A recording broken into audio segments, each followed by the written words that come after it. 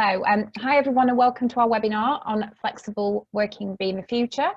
My name is Laura Riley and I'm the Head of HR and Compliance at Nicholson's Accountants. My background for over a decade has been in everything from corporate HR and operations to helping coffee shops with their trickiest people issues. I'm pleased to be a host today. I'd like to thank you for choosing to join us as this topic is everywhere at the minute. Boris is saying people can return to the office from the 1st of August.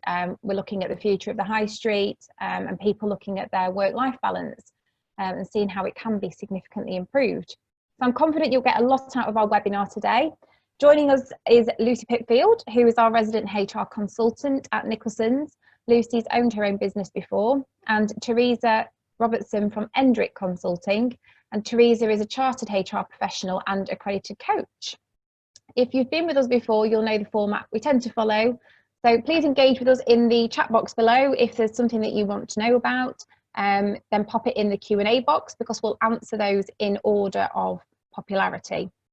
So keep the questions coming through, but we do have a few that have been sent in advance in case we need some other things to talk about. So what we'll be covering today, Lucy's going to cover off the HR and legal aspects around flexible working and working safely from home. Working digitally has meant many of us have had to find new ways to connect with employees and communicating important messages with lots of sensitivity, which is harder when you're working remotely. And then Teresa will lead us into a brief overview of how Zoom works and how to get the best out of it. So I'm sure you have some great questions to ask us and we'll finish with a short Q&A session. So again, pop in the Q&A box below if there's something that you want to ask or if you like the look of a question, please give it an upvote. The recording of today's session will be available on YouTube, so keep your eyes peeled if you have to leave us for any reason. And you won't need to worry about making lots of notes because we can send over a copy of the slides afterwards. So for now, I'm going to go and head over to handing over to Lucy. So thank you very much, and I'll be back with you later. Thank you, Laura. So can I have the next slide, please? Okay, so as Laura's mentioned, what we're going to go through today is how to manage remote employees, flexible working requests, legal and safety obligations, and how to use Zoom. So the first thing that we like to do on these webinars is kick off with a poll, a question for you to interact with us. And can I have the next slide, please? And this is our poll. Have you got employees working from home at the moment? So it's just to kind of gauge how many of you actually do have employees working from home. Okay. So if we end that poll, please. And there we can see that 75% have got people working from home, which is obviously what we've just, what Laura's just said, you know, is everywhere at the moment. We do have lots and lots of employees working from home. Okay, so if we have the next slide, please. Sorry. So the how to manage remote employees. I'm just going to go through a few things that I think is important when managing remote employees. The first one being communication. The more you can communicate with people working from home, the better. Because they're literally by themselves, potentially by themselves all day. They might have family around them and things like that as well, but some employees are literally just at home all day by themselves. So the more you can communicate with them, the better. And I'd also recommend that you don't just talk to your staff, don't just email them. You know, you need to have a variety of communication with them. Some people prefer to have the email, some people prefer to be spoken to over the phone, some people prefer video messaging. But I would strongly recommend that you use video as your primary method of communication, because you can then pick up on the cues, you know, on the non-verbal cues. Because we've all been there, you know, we've all had emails sent to us and it's been taken the wrong way, or we've sent emails and it's not quite come across how we wanted it to. So I would definitely recommend having the face-to-face communication as much as you can. And Teresa will be going through how to use Zoom later, which is a great method for that. I would also recommend that you have focused agenda for your meetings. So don't just have a general, you know, what we're going to, you know, a general meeting. You need to have a focused agenda because people are busy. You know, you don't need to have lengthy meetings with everybody, and make sure that you only have the people that you need in the meetings with you.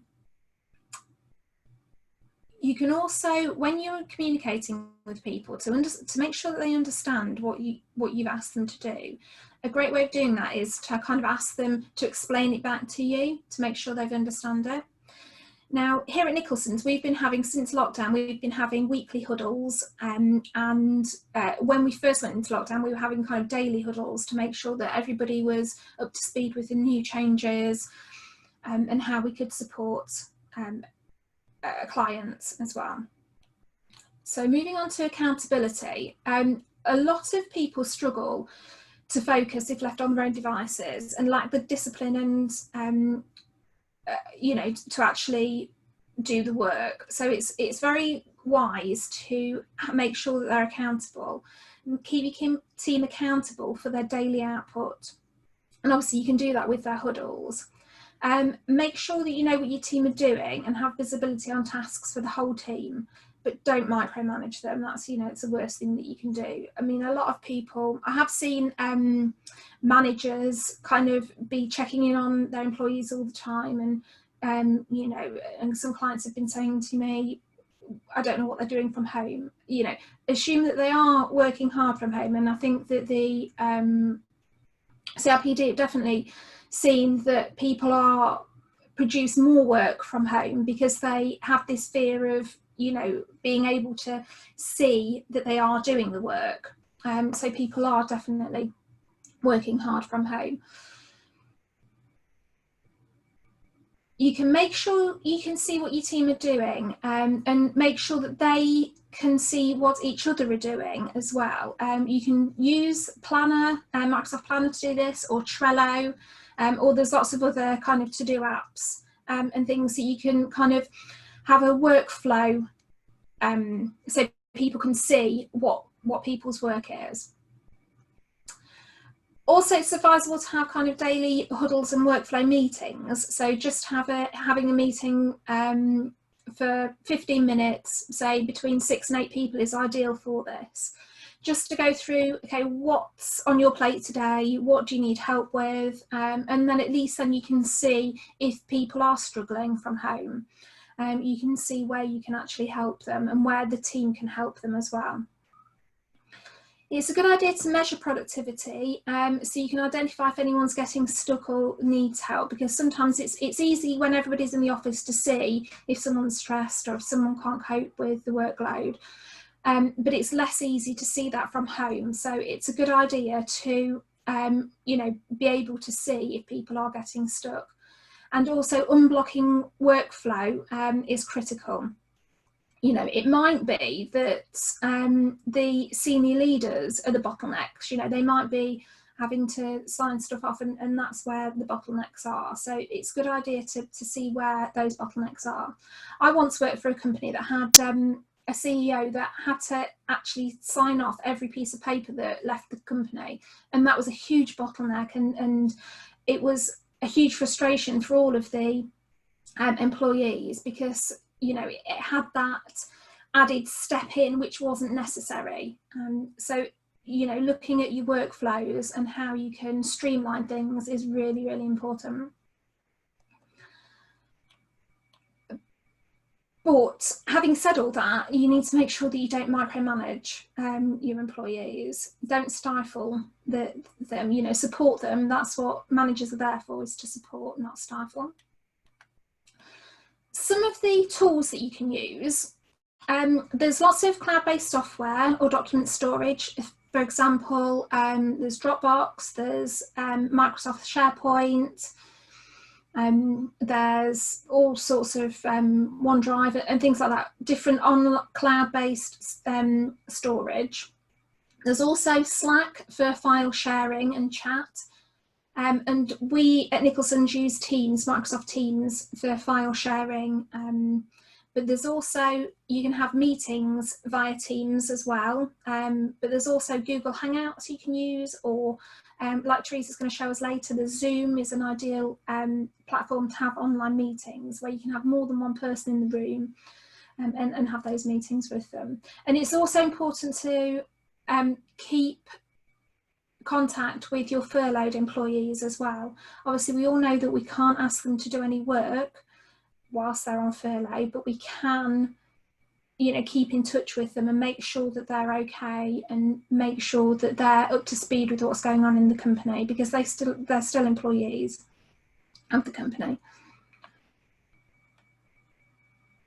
There's also a tool called TeamViewer, which can take control of a colleague's computer for training and induction. So, you know, some people might be inducting employees remotely at the moment, and that way you can take people through training with them and showing them how to do things, and showing them where things are on different servers and systems and things like that. Trello and Planner are very good tasks for moving people through flows, so moving tasks through different flows and different stages. We used Planner at the beginning of lockdown. We used Planner significantly for our furlough piece of work, where, you know, it went from I was one of the first, me and Laura, one of the first points of contact with our clients to make sure that they understood what the furlough was and things like that, and then that went through into the accounts team, and through to making the furlough claims, and also through to the payroll. So it kind of followed a flow as we went through. But Trello does exactly the same thing as well, and it's very visual. Planner and Trello are very visual, so they're good ones to use. So moving on to security, there's a lot of criminal action at the moment is on the increase, and people working from home need to be aware that they need to be very vigilant with cyber security. Employers need to make sure that the home PCs and networks are secure and password protected, just like they would do in the office. And I'd strongly recommend that you don't have any customer info on home PCs or devices, and make sure that people don't connect to open Wi-Fi networks and things like that as well, if they are kind of working from home or working from other places. Password breaches are the most common, which is really down to human error, and despite training, it's the people that don't keep things secure. 90% of data breaches are caused by human error. So that's, you know, whether they've clicked on the wrong thing or whatever. And there was a company that did some training. They trained their employees and actually tested their employees, and still 30% clicked on damaging links. So, you know, you need to make sure that your employees are aware of what they should and shouldn't be clicked on. One company I know of uses a daily password, or you can actually use a daily, you know, symbol or a flag or something like that for internal email to make sure that everyone knows that it's safe. Because if there's people trying to hack the system or trying to get employees to click on the wrong things, then they won't know the symbol of the day or password of the day. You need to have regular IT controls for security as well, and have a pragmatic approach. You know, make sure that your employees know what they need to do. There are companies that, like Lily, that can check what information is for sale on the dark web, and make sure that your data isn't for sale, because a lot of companies don't even know that they've got a breach. Cyber Essentials is a accreditation that's quite useful for companies to make sure that they can go through and kind of do a checkbox thing to make sure that their systems are secure. And like I say, it's really important that home systems are really secure as well. And, you know, don't send anything, don't open any links that you don't know the source of. In terms of safety at home, obviously it's one of the main things for safety is making sure your employees are okay, especially those that are lone workers that are working from home, that live by themselves, is making sure that you check in with them at least once a day and making sure that they are, you know, okay, and that they are there physically okay. I would strongly recommend that you do risk assessments for home workstations, especially where people are kind of, you know, having makeshift offices on dining tables and using wrong chairs and things like that. And, you know, back problems and things have definitely been increased during the lockdown period. So it is worth kind of letting your employees take their equipment that's at work back home. You know, if they've got a chair that's can be adjustable and things, there's no reason why they can't take that home and use that at home as well. And you need to do risk assessments for visual display risk assessments, so monitors, making sure that they're height adjustable, things like that, as well as giving employees equipment that they can use at home as well. Okay, so moving on to the next slide, flexible working requests. So what is flexible working? Flexible working is any working that can be seen as flexible. So home working can be seen as flexible working, as well as people changing their hours. You know, it might be that they need to adapt to childcare at the moment, so they might want to change their hours of work. They might want to work, you know, later in the evening, for example, or early in the morning, or do a split working pattern. So people do have the right to request flexible working. There is a flexible working regulation 2014, which says that employees with a minimum of 26 weeks continuous service can request flexible working. Now, I'm not saying that they have the right to flexible working. What I'm saying is they can request flexible working.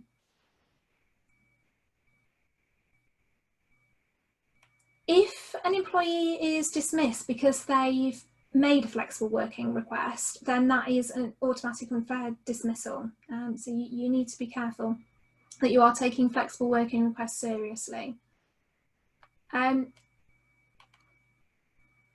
Flexible working applies to both full-time and part-time employees. And if a flexible working request is refused, the employee must make any claims to the Employment Tribunal within 3 months of the relevant date. So you do have a 3-month period to go from putting the request in to going through to appeals and things like that if the decision isn't what the employee wants. So it is important that you you know, deal with flexible working requests as quickly as possible. An employer can only refuse an application on the following grounds for flexible working requests. So if the burden is too great for the additional cost, detriment effect on ability to meet customer demand, inability to reorganise work amongst existing staff, an inability to recruit additional staff, a detrimental impact on quality, if there's a detrimental impact on performance, and insufficiency of work during the periods the employee proposes these work plan structure changes. So for example, if somebody says, well, I want to work in the evenings, and the clients always phone up in the daytime and there's nobody there to cover the daytime work, then obviously that won't work. So it is, even though the employees have a right to request flexible working, it does need to work for the employee and the employer. And if it doesn't work for the employer, then obviously they've got the grounds there to reject the requests. When you've made the decision, either way, obviously you'll need to put that decision in writing. And if you have a flexible working request and it's been approved, then obviously that's a change of contract, and you will need to follow that up in writing with the employee. so that it's there in writing for them. Okay, that's all I've got to say at the moment about flexible working, and I want to now pass you over to Teresa, who is going to talk to you about Zoom. Oh, thank you, Lucy. Leanne, are you okay if I share screen? Thank you kindly.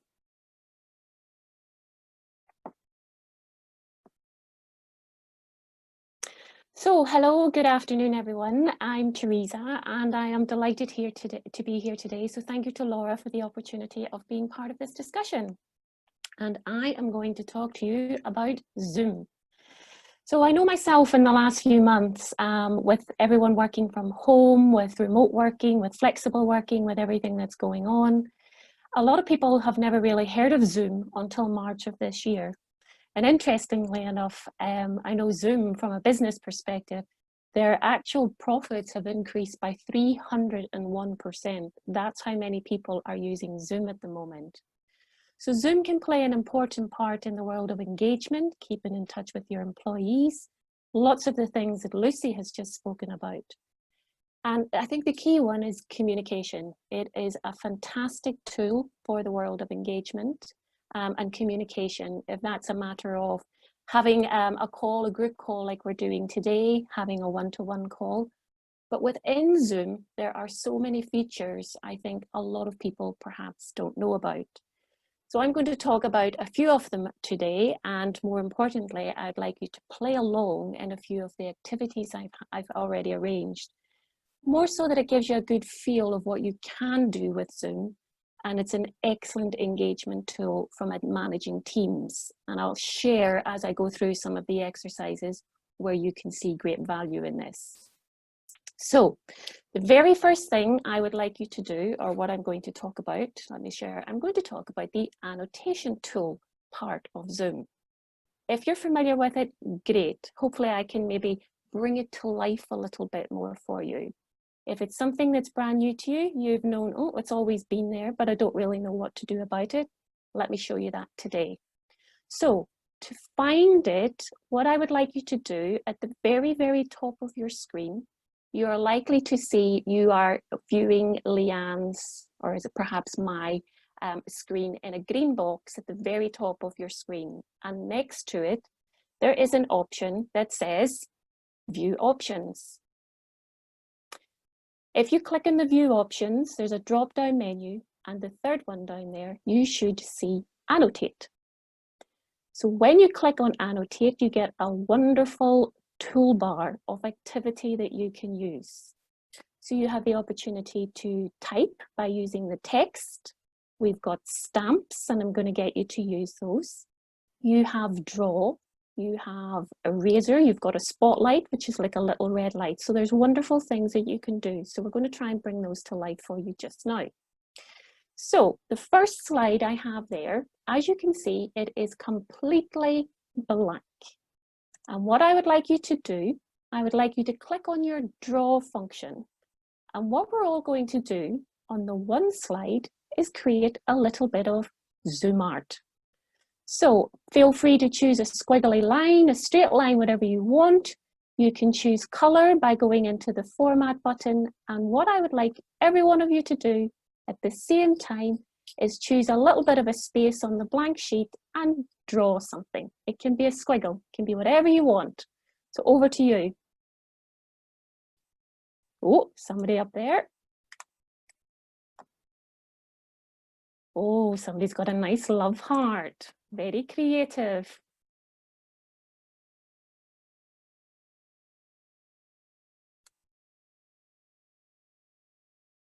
Great.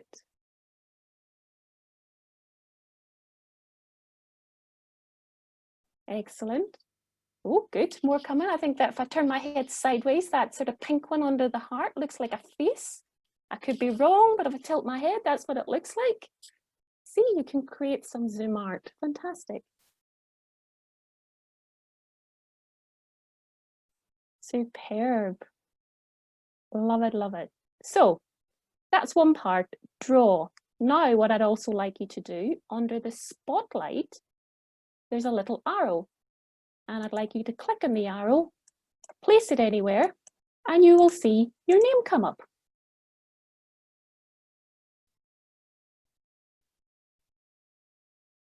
Okay, a few jumping about. So think of it from a point of view if you've already prepared something and you want maybe people to sort of have a voting mechanism. You could just say, pull the arrow along, place it, and obviously it gives you a good indication perhaps on the thought process of your team. So there's also housekeeping. Because I have, I suppose, the remote control at the moment, I can clear that for everyone. But you can also clear it yourself by clicking on clear my drawings. I have the opportunity to clear all, and I will do that. But you can also save this screen. You can also take a print screen option of this wonderful piece of Zoom art that we've created. And it could be something then that's brought into every meeting, perhaps on a weekly basis, a monthly basis, whatever is needed. Okay, so I'm just going to do mum, and I'm going to clear everything for everyone at the moment. There we go. We're back to a blank screen again. Okay, so you're not finished there. I'm going to bring in a little bit more. So next one there. Oh, I need to bring myself. So tip, I almost forgot it myself. To move on, make sure you click back on the mouse. If you're in text or if you're an arrow, if you try then and do anything on the next slide, it will bring through the same format that you've just used. So make sure you're back on mouse. So I'm just going to move this forward. Okay, so what I want you to do this time, and I want you to think of this from the point of view, this could be a really good engagement with your team, no matter what size they are, your team, your employees, wherever. I think as Lucy alluded to, there sometimes can be quite quiet, introverted people, and using chat, sometimes people can be very forthcoming with using chat, but some people don't. So this could be a good way of getting like an anonymous element of how perhaps people are feeling on a daily basis. So under the little button that says stamp, you'll find a little heart. That heart automatically comes through as red. So what I would like you to do is place that heart and answering that question. So on a scale of 1 to 10, 1, I've had better days, to 10, I'm feeling absolutely amazing, it's Friday. How are you feeling today? And I'd like you to place that heart in the number that reflects how you're feeling today. Ooh, with a big 9, love it. Couple of 9s. Oh, see what happened already? This hearts came through. Okay, anyone else? Okay, so that's actually, no one is feeling, had better days. That's a positive thing to see, so great.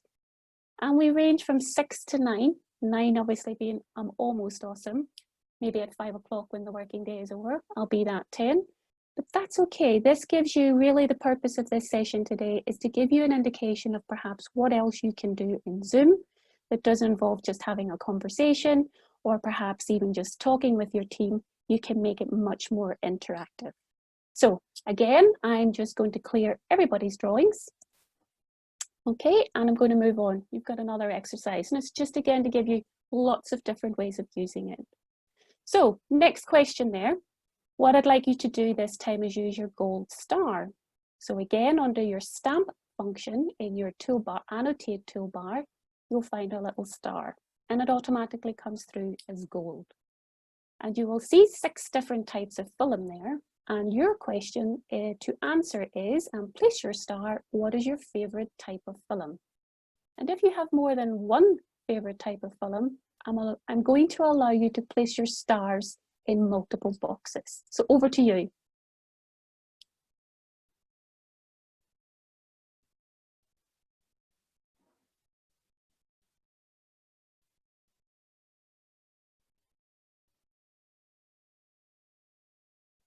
Okay, we've actually got some stars in all of them. However, I think the majority is in comedy. Comedy seems to have 4. Then we've got romance with 3. So who doesn't love a good rom-com? Some thrillers, some action with a bit of drama and sci-fi. So again, perhaps if you're having team meetings, this could be, or something similar from an exercise perspective, could give you a chance of not talking about work, but perhaps that engagement, just really having some downtime with your team. Okay, brilliant. So again, I'm just going to clear everybody's little stars. And now I'm going to bring up a whiteboard. So if you've used the whiteboard already, fantastic. If you haven't, this gives you a chance of what you can do. So the minute you click on your share screen button, within that, there is automatically a whiteboard built in Zoom. So here we go, a whiteboard coming through. And again, you may need to go back into your view options at the top to bring down the annotate box. So what I'm going to do this time, and this is where you can have, this is a brilliant way for perhaps of brainstorming, creating ideas. Fantastic for team huddles if you want to do it in this virtual element. But what I'm going to do is I'm going to give you a little exercise to do, which you're actually going to do here on this whiteboard. So you can see me drawing it at the moment. Just move things over.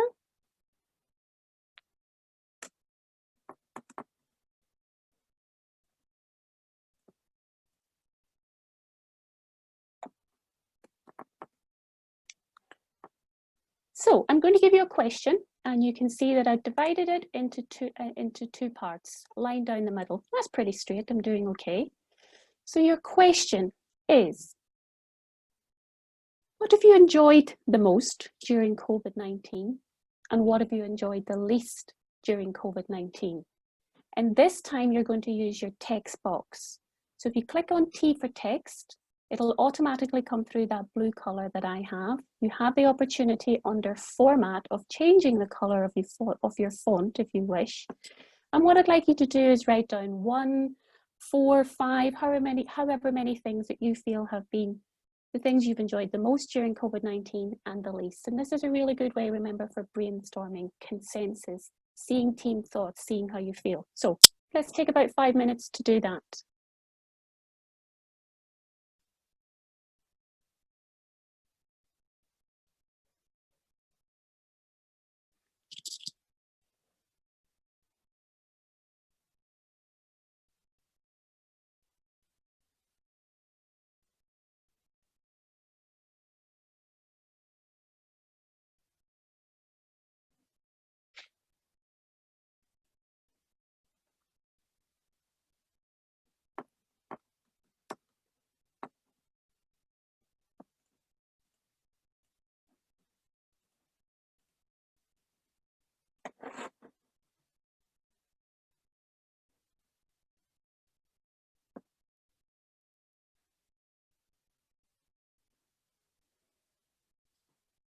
Some witty people amongst us today.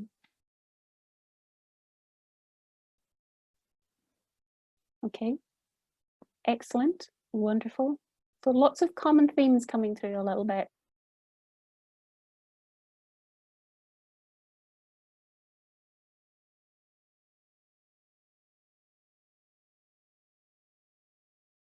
Okay, great. So you've all actually been very good in the sense of that no one has typed over the top of each other.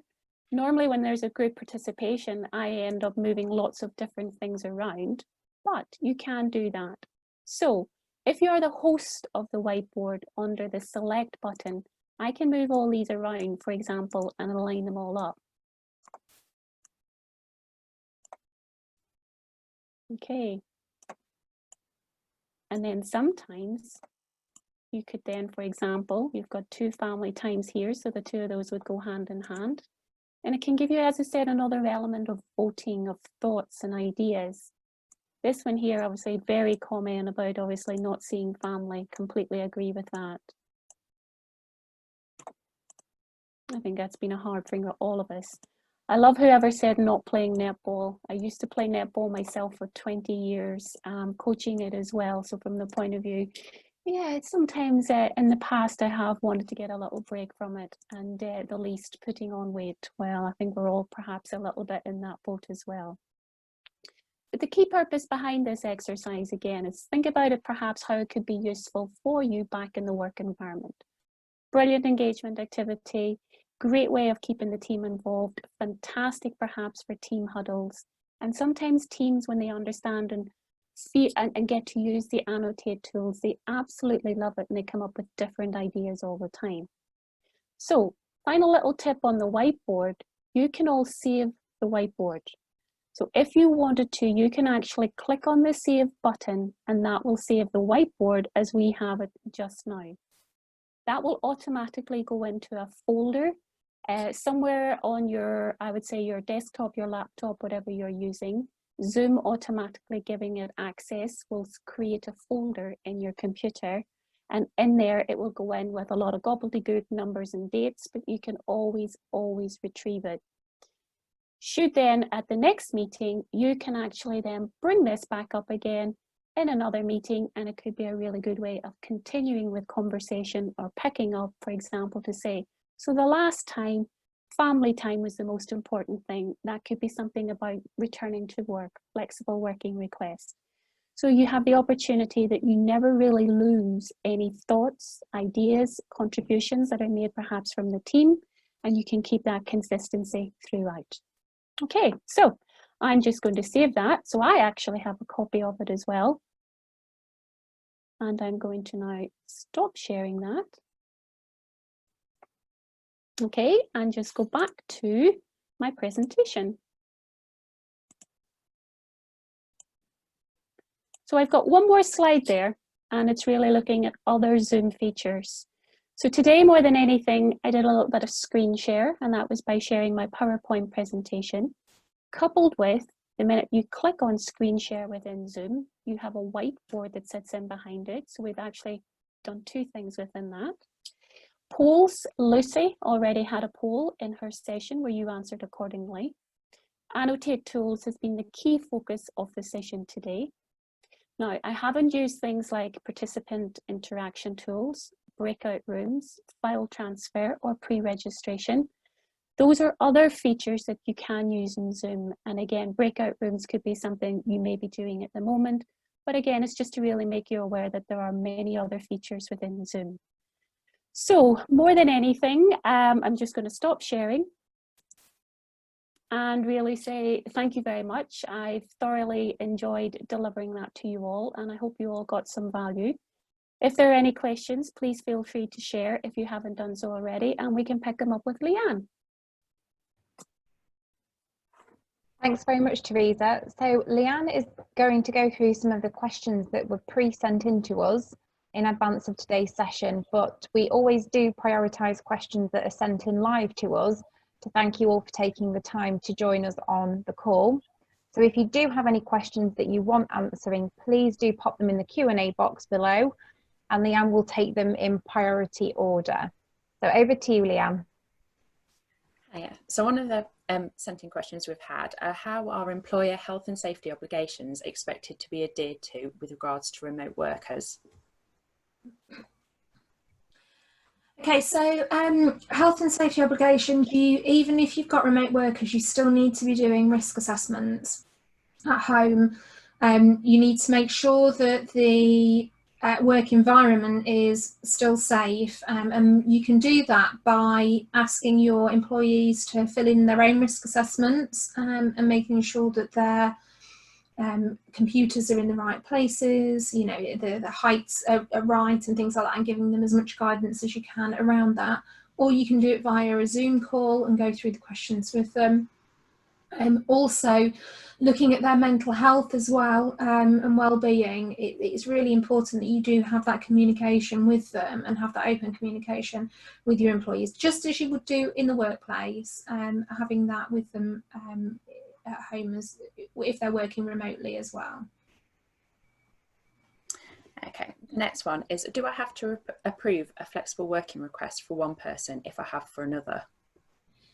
Not necessarily. If you obviously need to be mindful of the fact that if you approved a request for a male worker and then didn't approve it for a female worker, then obviously you might be liable for sex discrimination, especially because in the UK the majority of the childcare sits with the mothers.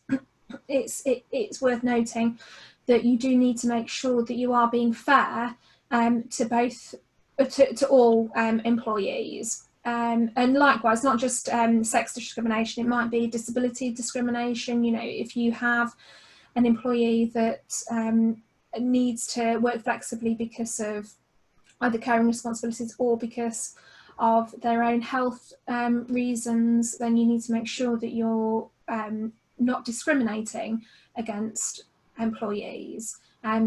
So it's really on a case-by-case basis, and whether it is right for the employee and the business. Okay, the next question is, I don't think the work my employee does can be undertaken from home. Can I refuse it if I don't think it can be done and they think it can be done? Obviously, we went through the list of things that you can refuse a request for. So if you think that the work can't be done from home but they can, I think really that's going to be a meeting with them and a discussion with them, and to see where the common ground is. Because if they're saying that they know their job you know, very well, and if they think that they can do it from home, then you know, you really do need to have that conversation with them as to why they think they can and you think that they can't.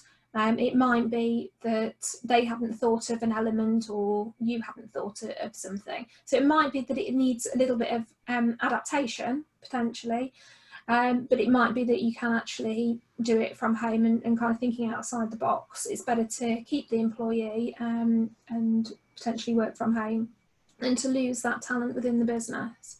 So yeah, I think really it's just having that meeting with them and having that discussion with them. And just seeing the pros and cons for both parties. Is there anything you want to add, Teresa, at all to that? You're on mute. I realised I was on mute there. No, not really. I would probably agree with that with regards to what Lucy's just said. Okay, the next question is, how do I assess whether we can accept a flexible working request? Okay, so assessing flexible working requests, obviously you need to really look at all the elements of the flexible working request, and really when employees are submitting flexible working requests, they should put it all in writing to you and have all the kind of the information in there. Obviously, as I said before, you can refuse a flexible working request if it's going to cost too much, or if it's going to affect customers. You know, if it's going to affect customers to a detriment. So yeah, really, it's kind of just looking at the merits of the request. The next question is, we can't allow home working because we don't have all the right tools and we can't afford them. What are the risks? So the risks, really, you know, you need to be looking at whether it's reasonable. Now, if it's reasonable that they can work from home, then obviously you need to really look at that. If there's a lot of additional costs that the company can't afford, then obviously that is one of the elements that you can refuse the request on. But again, it's just kind of having that discussion with the employee really, and just seeing whether there's any other way of working it. What do you think, Teresa? I think you're right. One of the key things is perhaps understanding the reason behind it, because in my view, no two employees perhaps can have the same reason for a flexible working request.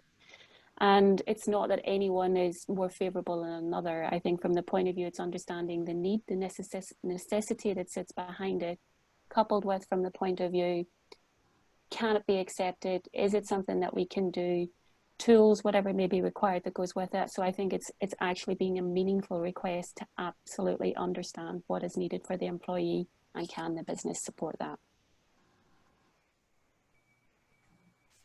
Okay, thank you. The next question is, how can I encourage more people to work from home as it's cheaper for us to not rent as much office space? Okay, yeah, this is a really good question.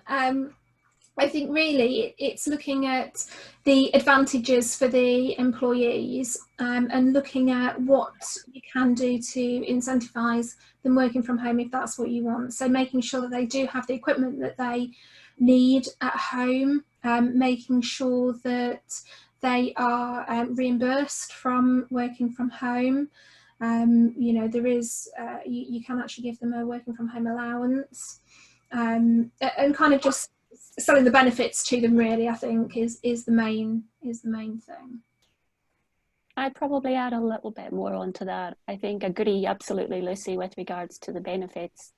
But sometimes it's a matter of try it, see what it feels like. Let's review that, let's monitor it. Because if you have some people in a business who perhaps don't want to work from home, there could be reasons that sit behind that. So maybe helping them, supporting them, doing a little bit of a trial period, checking in with them, see how that is going, see how that is working for them. All of a sudden it might just change their mind and they really enjoy working from home.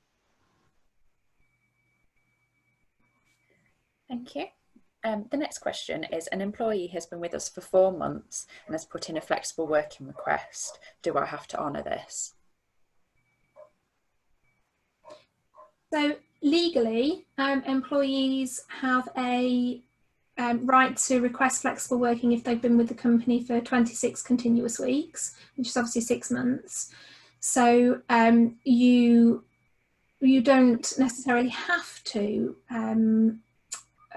honour the request, but it is very advantageous to, because, you know, it's better for the employer and employee if you can keep that employee on board. So I would advise you to still consider it if it's less than 6 months, but according to the regulations, you only have to consider flexible working requests if it's 26 weeks. Okay, thank you.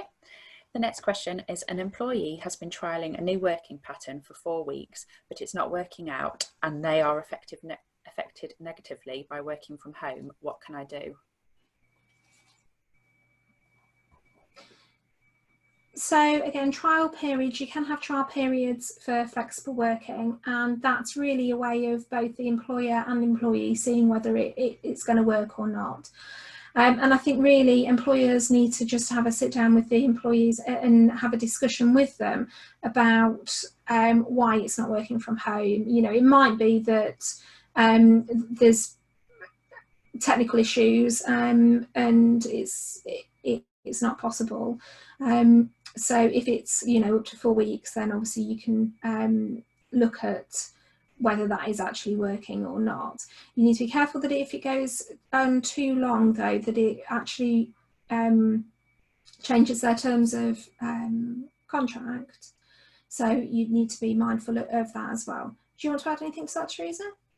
I think probably the only thing perhaps to be mindful of is, I suppose it's a matter of engagement. Maybe they're so used being in a team environment, so perhaps working from home is a little bit alien to them.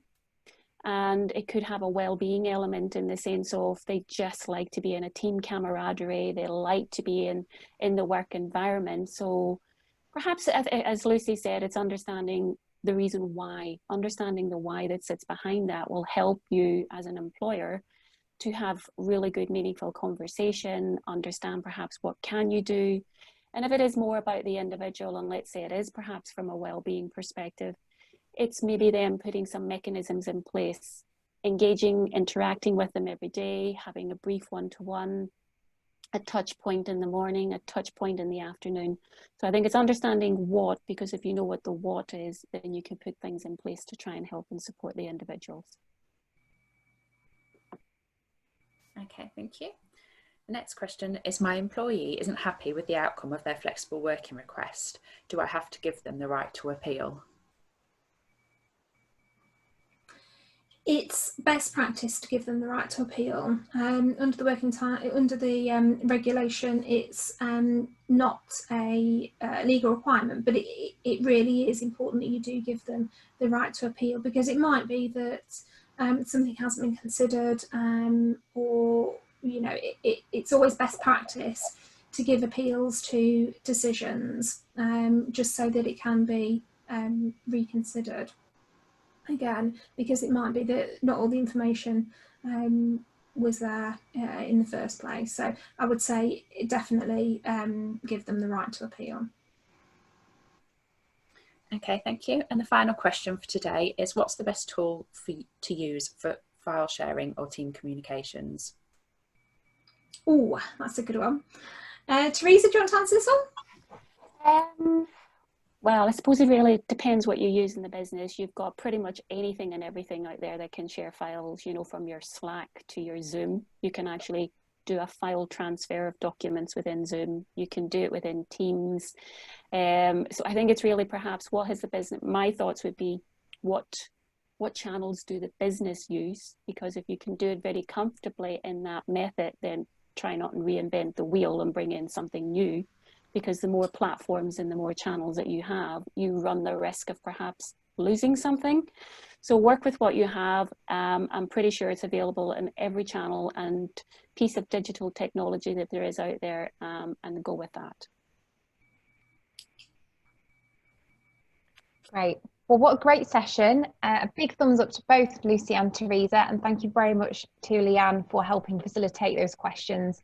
And thank you very much to everyone who's listening. As always, we love feedback. So if you've got any thoughts on future topics or the format, then you can fire it across and we'll always give it some thought. The Mental Health Maze is our next webinar. We've got an occupational health practitioner joining us. That's quite exciting, and she's going to be talking about COVID age scores and how to risk assess individual cases. Really hope to see you all then. Bye bye for now, everyone.